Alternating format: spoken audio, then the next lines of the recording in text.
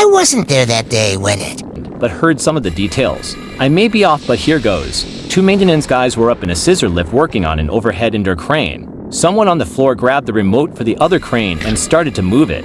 One maintenance guy yelled duck and ducked. The other turned to see what was happening and apparently was crushed between the two cranes and then fell out of the lift. I don't know how true this is, but apparently his insides were out and still alive for a short time. I got a call from my idiot team lead telling me work was shit down for at least a day, probably longer. He didn't mention the guy dying, just mentioned it was awesome to have a long weekend.